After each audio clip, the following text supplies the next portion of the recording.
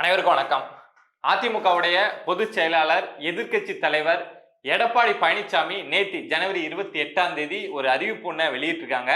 ரொம்ப கேட்கறதுக்கே புதுசா இருக்கும். என்ன அப்படின்னா, அவங்க கட்சி தொண்டர்கள், நிர்வாகிகள், மாவட்ட செயலாளர்கள், இல்ல முன்னாள் அமைச்சர்கள், இந்நாள் சட்டமன்ற உறுப்பினர்கள் யார் இருந்தாலும், கட்சியில ஆக்டிவா இருக்கக்கூடிய யார் இருந்தாலும், நான் ஒரு அறிவிப்பை வெளியிடுறேன், அது சம்பந்தமான பிரச்சாரத்தை தமிழ்நாடு முழுக்க வெளியிடுங்க அப்படின்னு சொல்லிட்டு எடப்பாடி பழனிசாமி சொல்லியிருக்காங்க.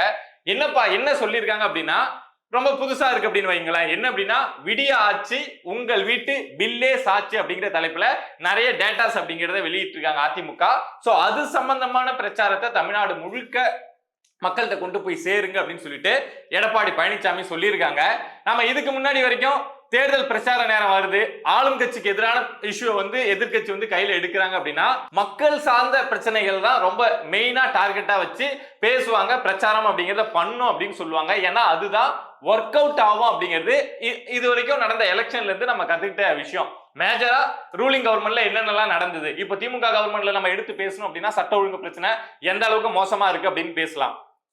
வன்கொடுமைகள், வன்முறைகள் எந்த அளவுக்கு இருக்கு, பெண்களுக்கு எதிரான வன்முறைகள் எந்த அளவுக்கு இருக்கு, போதைப் பொருள் பழக்க வழக்கம் எந்த அளவுக்கு மோசமா இருக்கு, நிர்வாகம் எந்த அளவுக்கு சீர்கெட்டு போய் கிடக்கு, இதெல்லாம் போக அவ்வளவு வாக்குறுதி கொடுத்தாங்க, அதெல்லாம் செஞ்சாங்களா அப்படின்னு சொல்லிட்டு நம்ம திமுக ஆட்சியை பார்த்து கேள்வி கேட்கணும் அப்படின்னா இவ்வளவு கேள்விகள் கேட்கலாம். பட் இதெல்லாம் தாண்டி அதிமுக தரப்புல இருந்து இந்த விடிய ஆட்சி உங்கள் வீட்டு பில்லே சாட்சி அப்படிங்கிற தலைப்பை ஒரு முக்கியத்துவமா கொடுத்து முதற்கட்டமா நேற்று இந்த அறிவிப்பு அப்படிங்கிறது வெளியாயிருக்கு. இது சம்பந்தமா எடுத்து நீங்க மக்கள் கிட்ட பேசுங்க, இதை கொண்டு போய் சேருங்க அப்படின்னு சொல்லியிருக்காங்க.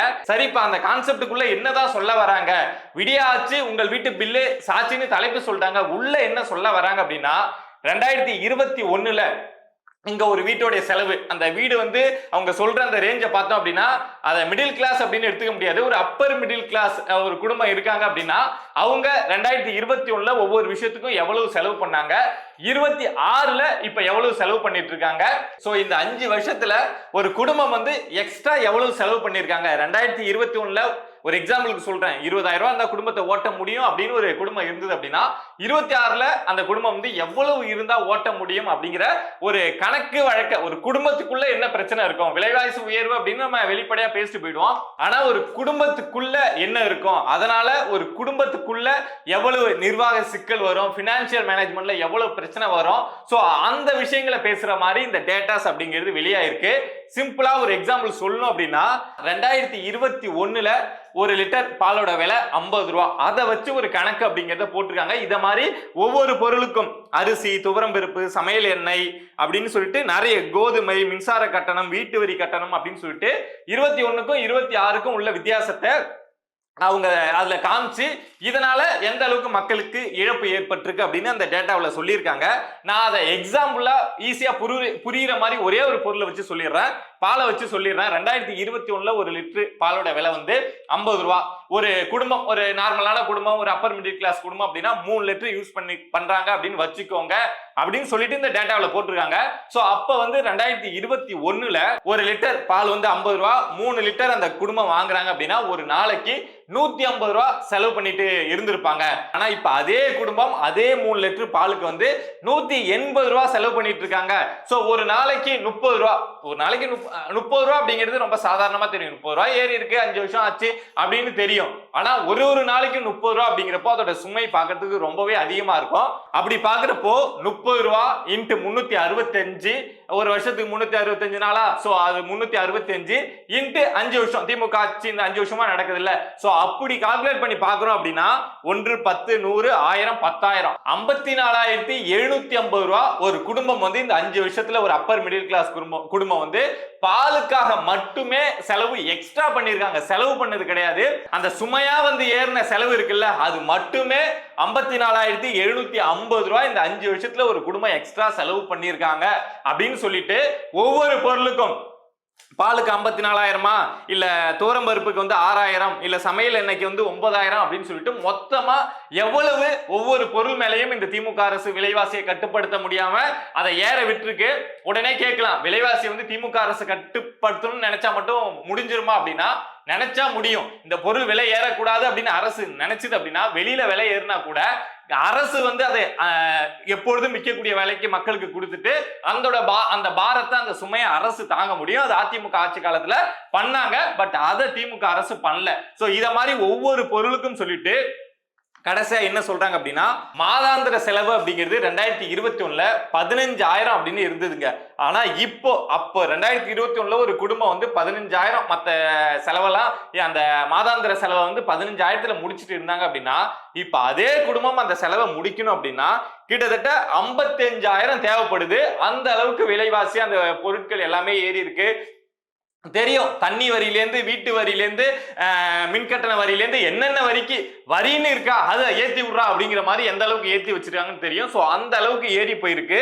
ஸோ 2021 15,000 இருந்தா ஒரு குடும்பத்தை ரன் பண்ணிட்டு இருந்த ஒரு குடும்பம் இப்ப அதே குடும்பத்தை ரன் பண்ணணும் அப்படின்னா 55,000 தேவைப்படுது. சோ இதனால அந்த குடும்பத்துக்கு இந்த 5 வருஷத்துல மட்டும் கிட்டத்தட்ட ஒரு 20 லட்சம் ரூபாய்க்கு மேல லாஸ் ஆயிருக்கும் அப்படின்னு சொல்லிட்டு ஒரு பெரிய டேபிள போட்டு என்னென்ன நடந்திருக்கு மக்கள் மறைமுகமா மக்களுக்கு என்னடா 5 ரூபாய் ஏறிச்சு 10 ரூபாய் ஏறிச்சுன்னு தான் நினைப்பாங்க. ஆனா 5 வருஷமும் ஒவ்வொரு நாளும் நம்ம அந்த 5 ரூபாய் கொடுக்கிறோம் அப்படின்னா அது நம்ம லைஃப்ல எவ்வளவு இம்பாக்ட் ஏற்படுத்தும், நம்மளுடைய சுமையை எந்த அளவுக்கு அதிகமாக்கும் அப்படின்னு சொல்லிட்டு இந்த டேபிள்ல ஃபுல்லா சொல்லியிருக்காங்க. இந்த வெளியில இருக்கக்கூடிய பிரச்சனை எல்லாமே நம்ம டெய்லி பேசுறோம். ஆனா இந்த விஷயத்தை யாரும் பேசுறது இல்லை அப்படிங்கிற அடிப்படையில ஒரு குடும்பத்துக்குள்ள இந்த திமுக ஆட்சி என்னென்ன அட்டூழியங்கள் பண்ணிருக்கு, ஒரு குடும்பத்துடைய சுமையை எந்த அளவுக்கு அதிகமாக்கி இருக்கு அப்படிங்கிற அடிப்படையில இந்த டேட்டாஸை வெளியிட்டிருக்காங்க. உண்மையாலுமே இதை நம்ம ரொம்ப மைக்ரோ லெவல்ல போயிட்டு வாட்ச் பண்ண மாட்டோம். விலைவாசி உயர்வு அப்படிங்கிறத பொதுவா சொல்லிட்டு போயிடுவோம். பட் ஆனா அந்த விலைவாசி உயர்வால இந்த மக்கள் எவ்வளவு பிரச்சனைகளை சந்திக்கிறாங்க, ஒவ்வொரு குடும்பமும் எவ்வளவு பிரச்சனையை சந்திக்குது அப்படிங்கிறத மக்கள்கிட்டே கொண்டு போய் சேர்க்கணும்ல. அவங்க பாதிக்கப்படுறாங்கன்னு தெரியும், ஆனா எந்த அளவுக்கு பாதிக்கப்படுறாங்க அப்படின்னு ஒரு குடும்பத்தை நடத்தக்கூடியவங்களுக்கு தெரியாது. பட் இத மாதிரி தகவலை கொண்டு போய் சேர்க்கிறப்போ மக்களுக்கே ஒரு பெரிய ஷாக் ஆயிடும். என்னடா அது, என்கிட்ட நான் வாங்குறது சம்பளம் 20,000 30,000, ஆனா இந்த 5 வருஷத்துல என்கிட்ட இருந்து இவ்வளவு பணத்தை புடுங்கிருக்கீங்களா? பால் வாங்குறது என் தேவை, ஆனா அதுல விலையை கூட்டுறது அப்படிங்கிறது உங்க வேலை அப்படிங்கிற அந்த ஒரு கோவம் வரும்ல. என்னுடைய பணத்தை என் பாக்கெட்ல இருந்து நீ திட்டம் போட்டு திருடி இருக்க அப்படிங்கிற அந்த கோவம் வரும்ல. அதை மக்கள் புரிஞ்சுக்கிட்டாங்கன்னா, ஒவ்வொரு குடும்பமும் புரிஞ்சுக்கிட்டாங்கன்னா, எல்லா குடும்பமும் புரிஞ்சுக்கிட்டாங்கன்னா அதுக்கப்புறம் திமுக அப்புறப்படுத்தப்பட்டும்ல. சோ அந்த அடிப்படையில ஒவ்வொரு குடும்பத்தையும் ஜெனரலா இஷ்யூ பத்தி பேசாம ஒவ்வொரு குடும்பத்திலையும் என்ன நடந்திருக்கு அப்படிங்கறத இந்த விஷயம் மூலமா, இந்த அறிவிப்பு மூலமா அதிமுக தரப்புல இருந்து வெளியிட்டிருக்காங்க. சோ அதை ஃபர்ஸ்ட் கொண்டு போய் மக்கள் மத்தியில சேருங்க அப்படின்னு சொல்லிட்டு தான் நேத்து ஜனவரி 28 எடப்பாடி பழனிசாமி அவர்கள் ஒரு அறிவிப்பை எடப்பாடி பழனிசாமி நேத்து வெளியிட்டிருக்காங்க. இது போக இன்னொரு லிஸ்டும் வெளியிடப்பட்டிருக்கு. அதாவது அதிமுக ஆட்சியில செயல்படுத்தப்பட்ட திட்டம், அதனால மக்கள் ஒரு பயன்பெற்று இருப்பாங்க. சோ அது தடுத்து நிறுத்தப்பட்டதனால மக்களுக்கு எவ்வளவு லாஸ் ஆயிருக்கு அப்படின்னு சொல்லிட்டு சைக்கிள், அதிமுக ஆட்சியில கொடுக்கப்பட்ட சைக்கிள், ஸ்கூலுக்குலாம் சைக்கிள் கொடுத்தாங்க இல்லையா அரசு பள்ளிகளுக்கு, சோ அது கொடுக்கப்படாதனால ஒரு மாணவருக்கோ ஒரு குடும்பத்துக்கோ 5,000 ரூபாய் நஷ்டம் அப்படிங்கிறது ஆயிருக்கு. மடிக்கணினி 20,000 ரூபாய், அந்த திட்டத்தை அதிமுகவில் கொடுத்த அந்த திட்டத்தை திமுக வந்தவொடனே நிறுத்தினாங்க. அதே மாதிரி தாலிக்கு தங்கம், அது தடுத்து நிறுத்தப்பட்டதுனால 96,000 ரூபாய் மக்களுக்கு லாஸ் அப்படின்னு போட்டிருக்காங்க. பட் இந்த 96,000 ரூபாய் நகை விலை ஒரு 2 மாசத்துக்கு முன்னாடி இருந்தது. பட் இப்ப எடுத்து பாக்குறோம் அப்படின்னா 1,30,000 ரூபாயை தாண்டி நகை விலை போயிட்டு இருக்கு. சோ அந்த 96 நம்ம 1,30,000 அப்படின்னு வேணாலும் மாத்திக்கலாம். அதே மாதிரி பசுமை இல்ல திட்டம் மூலமா 5 லட்சம் ரூபாய் கொடுத்துட்டு இருந்தோம். அம்மா 2 சக்கர வாகனம் அந்த திட்டம் மூலமா மானியம் 25,000 கொடுத்துட்டு இருந்தோம். இலவச கால்நடை திட்டம் மூலமா 40,000 கொடுத்துட்டு இருந்தோம். அம்மா சிமெண்ட் மூலமா 75,000 கொடுத்துட்டு இருந்தோம். சோ இத மாதிரியான திட்டங்கள் கிட்டத்தட்ட ஒரு 7 லட்சம் ரூபாய்க்கு 1 10 100 1000 10,000 லட்சம் 7 லட்சம் ரூபாய்க்கு நாங்க மக்களுக்கு கொடுத்துட்டு இருந்தோம். அந்த திட்டத்தையும் இப்ப திமுக வந்த உடனே தடுத்து நிறுத்திட்டாங்க. அதனால ஒரு 7 லட்சம் ரூபாய் ஏதோ ஒரு வகையில அதிமுக ஆட்சியில இருந்து மக்களுக்கு கிடைச்சிட்டு இருந்ததுல, சோ அதை இந்த திமுக தடுத்து நிறுத்தி இருக்காங்க அப்படின்னு சொல்லிட்டு ஓவராலா ஒரு சாதாரண குடும்பத்துக்கு இந்த திமுக ஆட்சிக்கு வந்ததுனால ஒரு 30 லட்சம் ரூபாய் செலவு அப்படிங்கிறது அதிகமாயிருக்கு.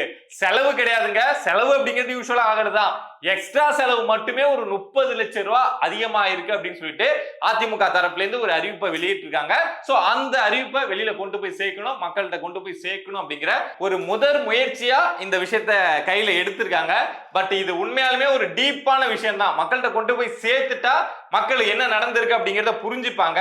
பட் அதை கொண்டு போய் சேர்க்க முடியுமா அதிமுகவால? அதிமுக பேச்சாளர்கள், அங்க பிரச்சாரத்துக்கு ரெடியா இருக்கக்கூடியவங்க, இல்ல மாவட்ட செயலாளர் அங்கங்க இருப்பாங்க இல்லையா லோக்கல்ல, சோ அவங்க இது அந்த அளவுக்கு மெனக்கிட்டு மக்கள்கிட்ட கொண்டு போய் சேர்ப்பாங்களா அப்படிங்கறதா ஒரு கேள்வி. ஆனா சேர்த்தாங்கன்னா இந்த ஐடியா இருக்குல்ல, இந்த விஷயங்களை கொண்டு போய் சேர்க்கறது, ஒவ்வொரு குடும்பத்துக்குள்ளேயும் திமுக எந்த அளவுக்கு விளையாண்டு இருக்கு அப்படிங்கிற விஷயத்தை கொண்டு போய் சேர்க்கறது இருக்குல்ல, சேர்த்தாங்கன்னா அது கண்டிப்பா ஒரு பெரிய இம்பாக்டை கிரியேட் பண்ணும். ஏன்னா ஒவ்வொருத்தருக்கும் கோபம் அப்படிங்கிறது வரும். என்னுடைய பாக்கெட்ல இருக்கக்கூடிய பணத்தை நீ எடுக்கிறியா அப்படிங்கிற கோபம் வரும். பட் அதை புரிய வைக்கிறது அதிமுகவுக்கு இருக்கக்கூடிய ஒரு பெரிய சேலஞ்ச். என்ன பண்றாங்க, கொண்டு போய் சேர்க்கிறாங்களா, அந்த அளவுக்கு இந்த விஷயம் ரீச் ஆகுதா அப்படிங்கறதெல்லாம் நம்ம பொறுத்து தான் பார்க்கணும். இதை மாதிரி நம்மளை சுத்தி நடக்கக்கூடிய விஷயங்கள், இந்த விஷயம் மட்டும் கிடையாதுங்க, அரசியல் சார்ந்த விஷயங்கள், சமூகம் சார்ந்த விஷயங்கள் கிடையாது, நம்மளை சுத்தி என்னென்ன தகவல்லாம் நடக்குது அப்படிங்கிற விஷயத்த நீங்க தெரிஞ்சுக்கணும் அப்படின்னு நினைச்சீங்கன்னா மறக்காம பிரபா டாக்ஸ் சேனலை சப்ஸ்கிரைப் பண்ணி சப்போர்ட் பண்ணுங்க. நீங்க இருக்கீங்க அப்படிங்கிற நம்பிக்கையில தான் நான் இங்க உட்காந்து பேசிட்டு இருக்கேன். சப்போர்ட் பண்ணுங்க அப்படின்னு நம்புறேன். நன்றி.